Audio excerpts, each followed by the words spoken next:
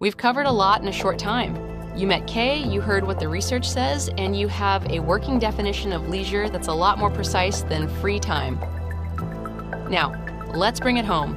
Here's that definition one more time because it's worth repeating. Leisure is a psychological experience defined by autonomy, a sense of freedom and choice, and intrinsic motivation. It's something you do because you want to, not because you have to. Hold that in your head for a second and ask yourself, what in my life actually fits that description? Not what you think should count, not what looks good. What genuinely feels like a choice?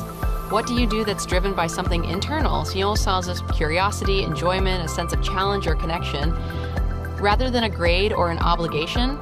For some of you, the answer will come easily. For others, it might be harder than you expect. And that's actually important information. If you're struggling to name something, that's worth sitting with. And it's exactly what this section of the course is designed to help you think through. Here are your next steps. First, do the reading. There's a short summary on Canvas that pulls together the key ideas from the research on leisure and meaning. It's designed to be a quick read, and it will reinforce what you heard in these videos. The key terms section at the end is especially useful. Those are the concepts that will come up again and again as we move through this section. Second, complete the leisure participation and goal-setting worksheet. Here's what that looks like.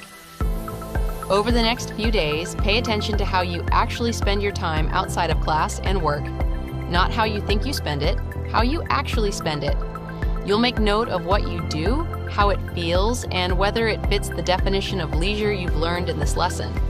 Then, you're going to set one leisure goal for the semester, not a productivity goal, not something that looks impressive on a resume, a genuine leisure goal, something you want to do or do more of or do more intentionally because it matters to you.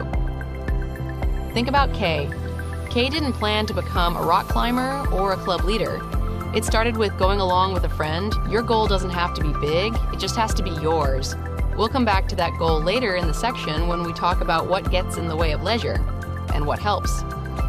So be intentional to set a goal that is important to you. It'll make those conversations more meaningful. That's it for the video portion of this lesson. Nice work getting through it. The reading and the worksheet are your next steps, and then we'll see you for the in-class session where we'll dig into all of this together.